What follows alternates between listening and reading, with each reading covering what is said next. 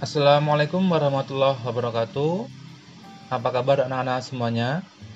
Semoga semua selalu dalam keadaan sehat walafiat.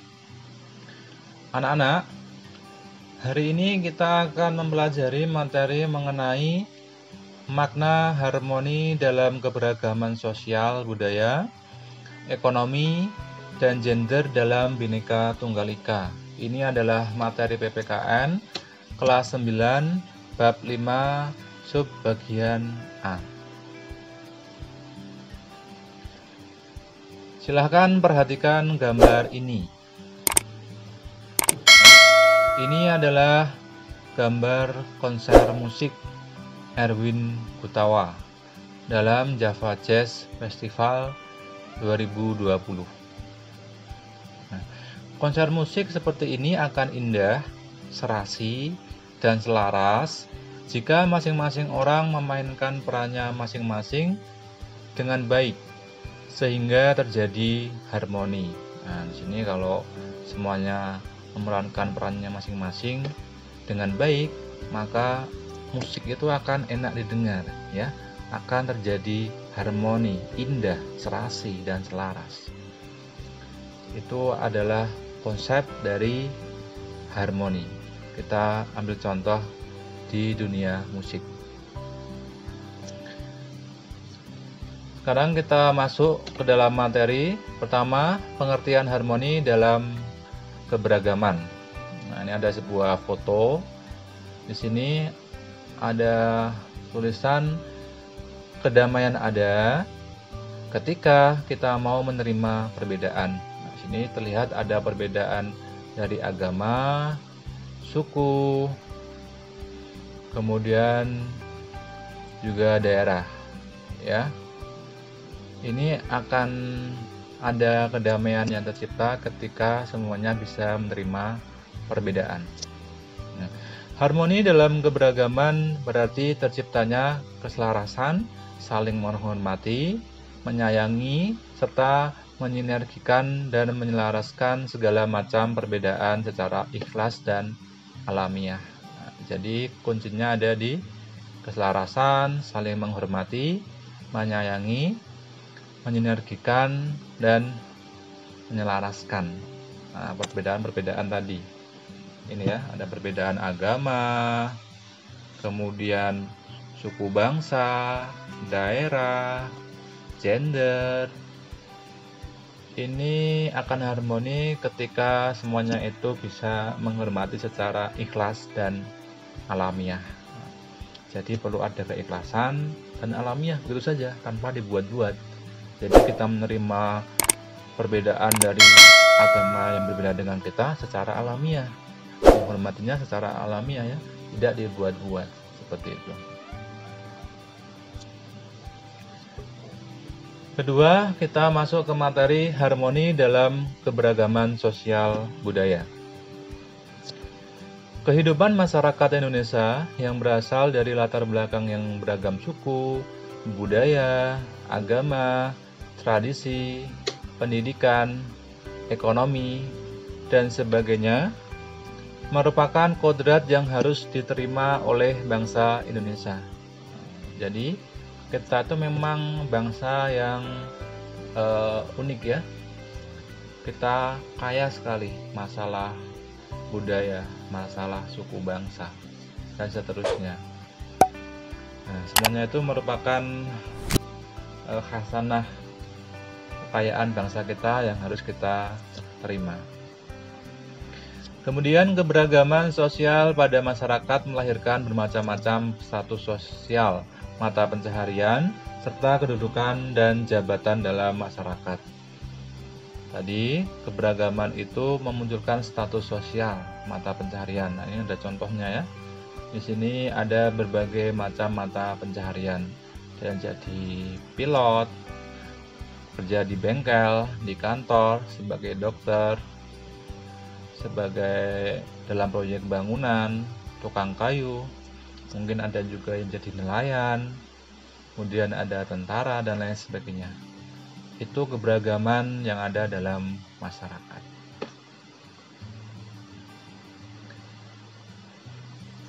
Manusia sebagai makhluk sosial tidak dapat hidup sendiri tanpa bantuan orang lain, sehingga dengan keberagaman tersebut, setiap individu dalam masyarakat akan saling membutuhkan dan saling melengkapi. Nah, contohnya ini ya, ini saling membutuhkan dan saling melengkapi. Ini ada seorang atau beberapa petani menjual hasil panennya kepada tengkulak atau grosir. Kemudian dari sini, dari tengkulak, nanti dijual ke pedagang pasar nanti menjualnya kepada konsumen. Nah, ini adalah contohnya bagaimana manusia itu sebagai makhluk sosial yang saling membutuhkan dan saling melengkapi. Keberagaman Indonesia merupakan kekayaan bagi bangsa Indonesia. Terdapat berbagai keanekaragaman budaya daerah yang memiliki ciri khas masing-masing berupa alat musik tradisional, senjata tradisional, lagu-lagu daerah, kerajinan tradisional, pakaian adat, bahasa daerah, dan lain-lain, yang semua akan terasa harmoninya jika diselenggarakan festival budaya daerah.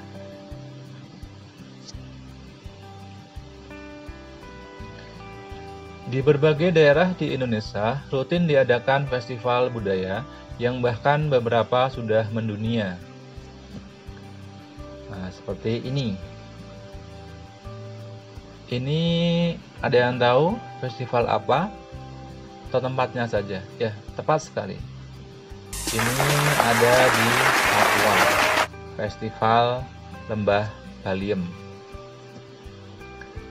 Kemudian ini Festival Pacu Jawi di Sumatera Barat.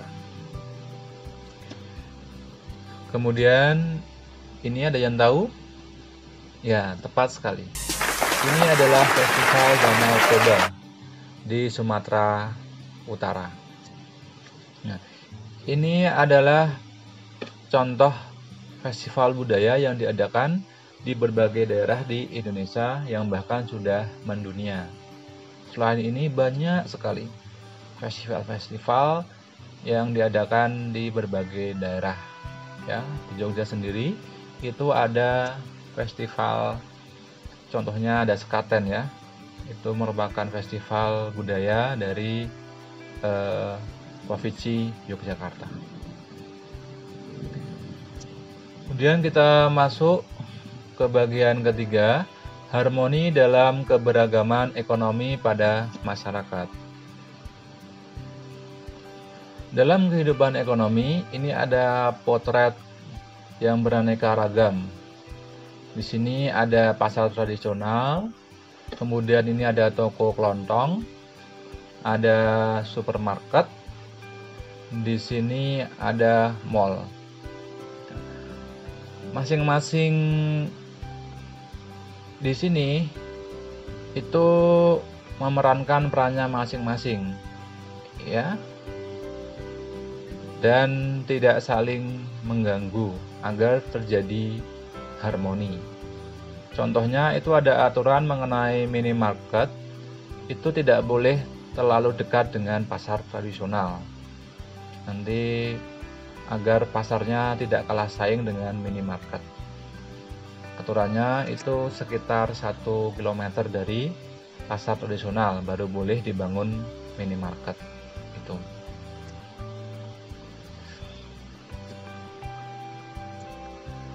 Kondisi perekonomian masyarakat Indonesia juga beraneka ragam sesuai dengan tingkat penghasilan, pekerjaan, jabatan, maupun latar belakang pendidikan yang ditempuhnya, yang menyebabkan taraf hidup masyarakat pun berbeda-beda.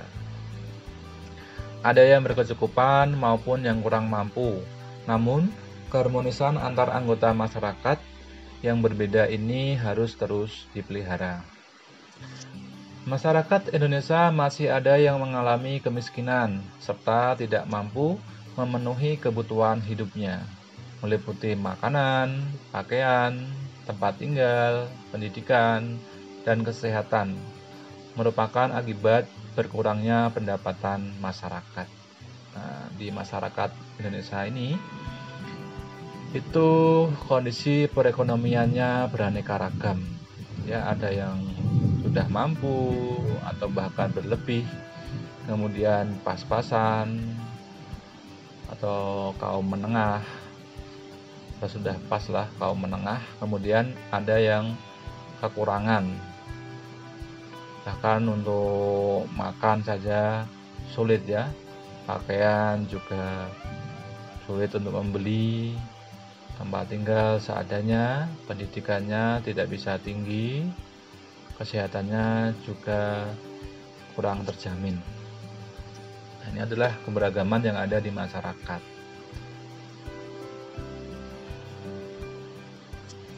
Ini contoh profil kemiskinan di Indonesia. Ini pada tahun 2019.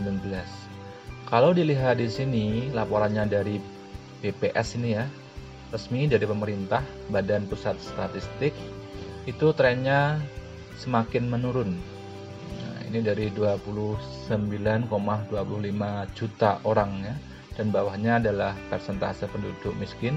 Ini ada 11,96%. Ini di tahun 2012. Kemudian trennya semakin menurun. Kalau dilihat trennya semakin menurun, sini semakin menurun. Di tahun 2019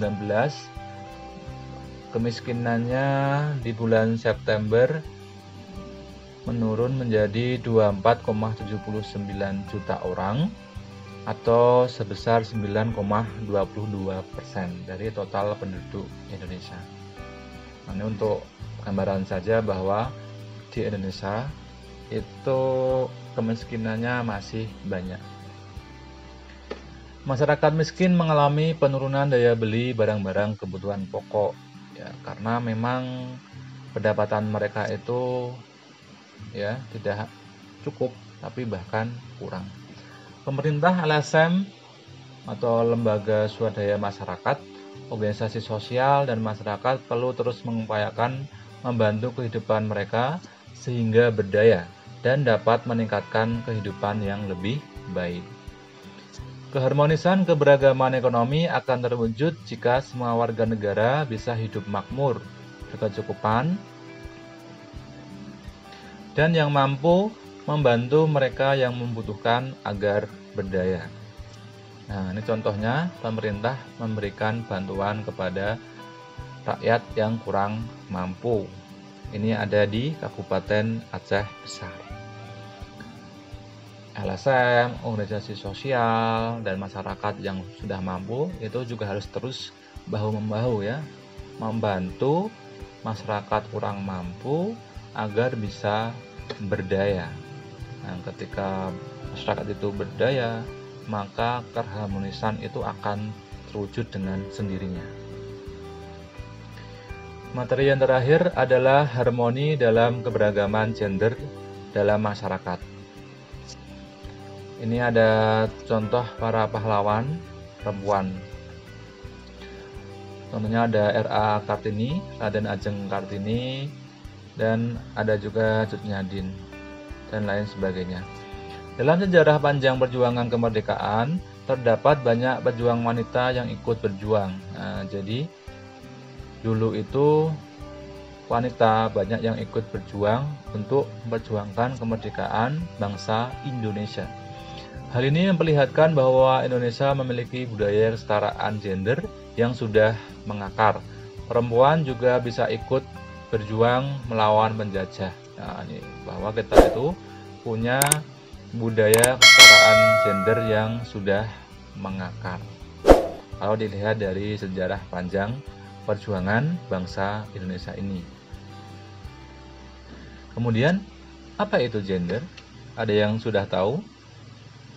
Ya, tepat sekali. Gender secara harfiah berasal dari bahasa Inggris yang berarti jenis kelamin. Tadi yang menjawab jenis kelamin tepat ya jawabannya. Gender merupakan suatu sifat yang melekat pada laki-laki dan perempuan. Gender menunjukkan pembagian peran, kedudukan, dan tugas antara laki-laki dan perempuan berdasarkan sifat-sifat yang dimilikinya. Jadi ada pembagian antara laki-laki dan perempuan berdasarkan sifat-sifat yang dimilikinya.